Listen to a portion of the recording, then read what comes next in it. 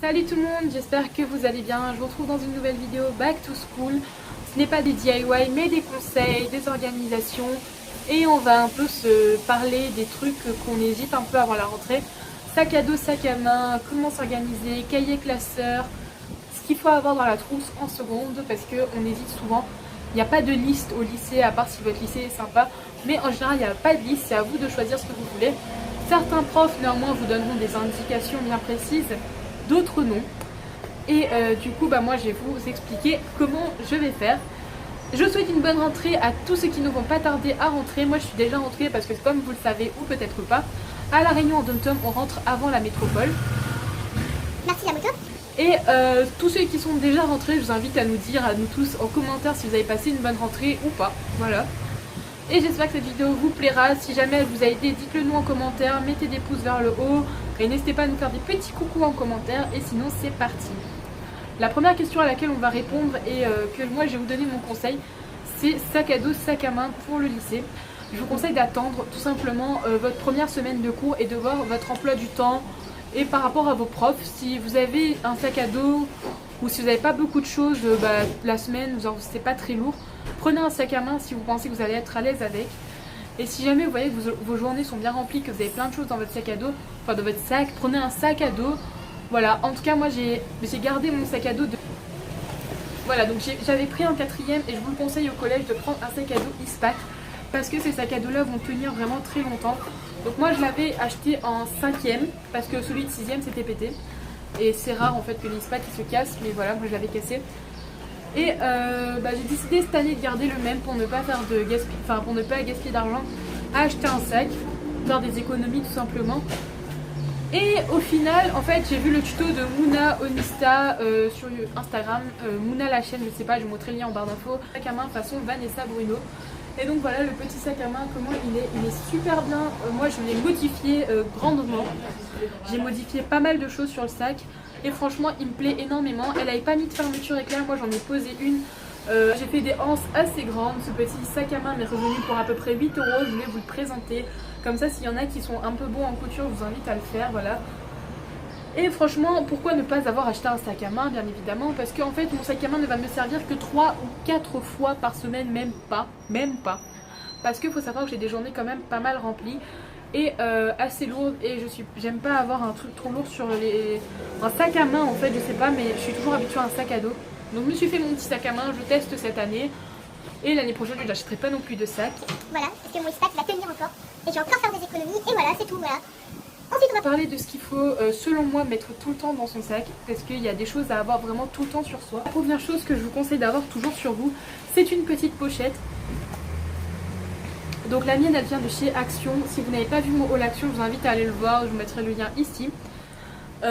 Et du coup dans cette petite pochette ça va vous permettre de ranger vos documents quand vous n'avez plus de pochette plastique dans votre classeur. Des feuilles, ce dont on est souvent en rupture, donc feuilles doubles, feuilles simples, petits carreaux, feuilles double petit carreau, feuilles simples blanc, grand carreau, une bonne trentaine de feuilles, voilà c'est largement suffisant, ça va tenir largement longtemps. Et après vous pouvez y mettre aussi du papier canson, du papier millimétré en fonction de ce que vous utilisez.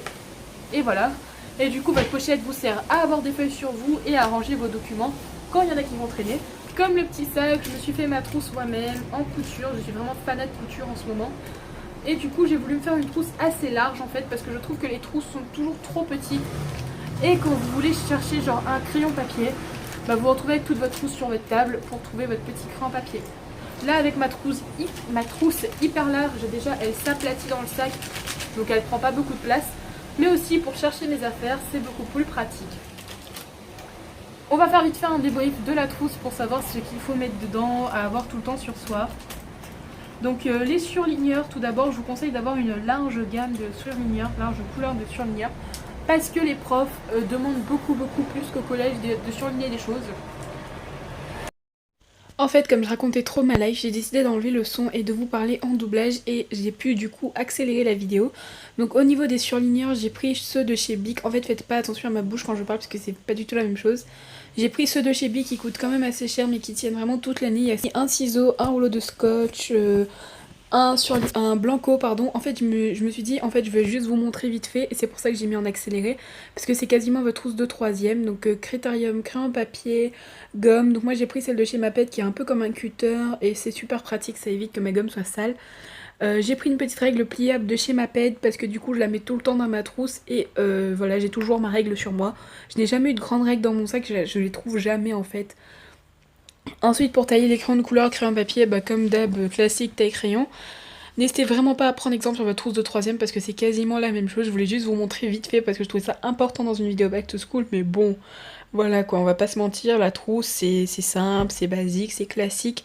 Et tant que vous avez de quoi écrire, et puis voilà, c'est à vous de voir aussi, mais tant que vous avez de quoi écrire, c'est bon. Ensuite, j'ai pris un stick de colle. Mon choix de mettre un compas dans ma trousse, mais vous êtes vraiment pas obligé. En recharge, parce que je sais que ça, ben, souvent c'est galère, on n'en trouve pas. Genre on en a plus dans notre porte-mine et c'est là qu'on en a pas sur soi et tout, et c'est chiant.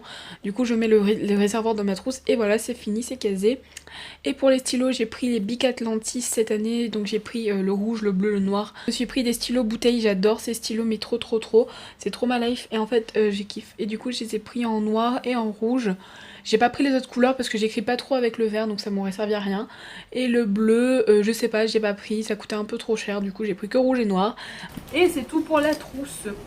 Voilà, donc vous voyez, c'est quasiment votre trousse de 6ème, 3ème. Voilà, moi je sais que c'est quasiment la même chose, j'ai remis quasiment les mêmes choses dedans, à part les stylos que j'ai pu choisir pour le coup. Et je me suis rajouté aussi mon petit rouleau de scotch et je vais pas tarder à mettre la graffeuse. Voilà, si vous voulez le tuto de cette petite trousse, dites-le moi en commentaire parce que je vais en faire une pour ma meilleure amie. Voilà. Ensuite, l'essentiel à avoir, ça va être l'agenda. L'agenda. Donc moi j'ai pris l'agenda 2016-2017 de Auberture. J'adore en fait la couverture qui est un petit peu en mousse comme ceci, qui est très pratique et qui va faire que votre agenda va vous tenir toute l'année sans se casser la figure. Ensuite pour les filles, je vous conseille d'avoir un miroir de poche sur vous de votre sac parce que ça peut être très pratique dans beaucoup de situations désavantageuses et quelque chose que tous les personnes, tous les élèves n'ont jamais sur eux et qu'ils demandent partout. C'est un paquet de mouchoirs parce que ça peut être utile mais dans toutes circonstances. Voilà. Ensuite la dernière chose dont on va parler c'est cahier classeur parce que ça c'est une grande question aussi avant d'aller au lycée. Alors personnellement je m'étais dit que j'allais prendre au maximum, j'allais utiliser en tout cas au maximum un classeur. Donc là il y a ma petite nièce qui s'incruste en vidéo, voilà, du coup, voilà. Du coup elle va faire un bordel là. Tu peux dégager avec des incrustés comme ça, Léda.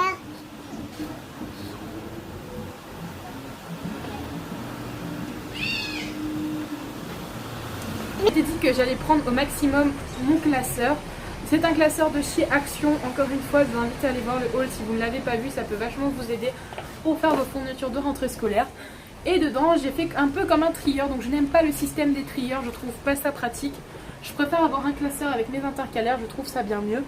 Donc j'y ai mis dedans l'anglais, la physique-chimie, l'SVT, le français, l'accompagnement personnalisé maths, l'accompagnement personnalisé histoire, l'accompagnement personnalisé en français et l'éducation civique et morale. Voilà, j'ai vraiment tout mis dedans. Et la seule chose que je n'ai pas mis dans le classeur c'est un cahier d'espagnol. Je n'ai pris un cahier que quand les profs nous obligeaient à avoir un cahier, donc c'est à dire en espagnol, en histoire, voilà. Tout simplement parce que je m'étais dit que le classeur c'est beaucoup plus simple comme système. Vous allez avoir tous vos cours du coup sur vous, vous n'allez pas oublier votre cahier.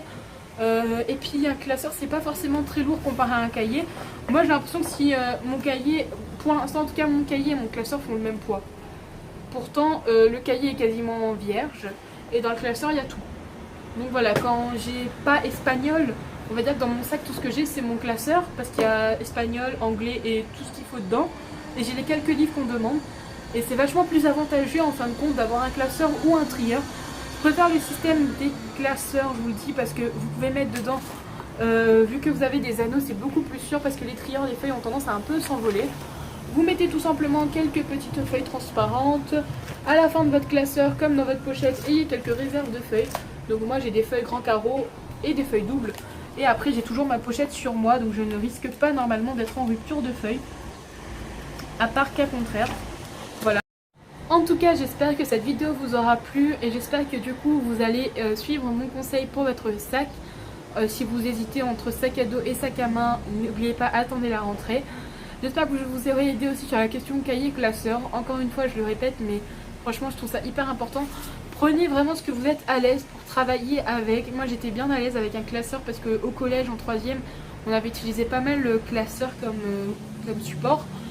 Dans certaines matières, j'avais eu un cahier, comme par exemple les maths. Donc les maths, j'ai repris un cahier parce que j'ai toujours été habituée à un cahier, tout simplement. Faites vraiment comme vous le sentez, mais attendez avant d'acheter parce que normalement, les profs vous indiqueront ce qu'ils veulent ou pas. Donc si c'est pas, bah, c'est vous qui voyez. Et voilà. Mais en tout cas, moi, je vous dis, le classeur ou le trieur, c'est très pratique. Croyez-en mon expérience. Parce que j'ai déjà fait ma rentrée, tout simplement. Ensuite pour la trousse, n'oubliez pas, inspirez-vous vraiment de votre trousse de 3e parce que c'est quasiment la même chose. Rajoutez juste 2-3 petits trucs pratiques, peut-être un scotch. Enfin vraiment les choses que vous trouvez que vous avez manqué vous pendant votre année de 3e. Et il n'y a pas grand changement. Et si les profs ont besoin de quelque chose en particulier, ils vous la demanderont. Le décor vous aura plu, j'adore la luminosité qu'il y a ici et je vais filmer de plus en plus ici. J'adore vraiment la luminosité, j'aime bien mettre en scène comme ça et tout. J'ai kiffé faire cette vidéo pour vous, j'ai kiffé peut-être, j'ai pu vous aider aussi. Voilà, donc je vous dis à très bientôt et si vous avez des idées de vidéos, des propositions ou que vous voulez voir quelque chose de particulier sur la chaîne, n'hésitez pas à me le dire en commentaire et nous on se dit à très bientôt dans une prochaine vidéo. N'oubliez pas comme d'habitude de dérouler la petite barre d'infos, ça peut être utile. Voilà, à bientôt.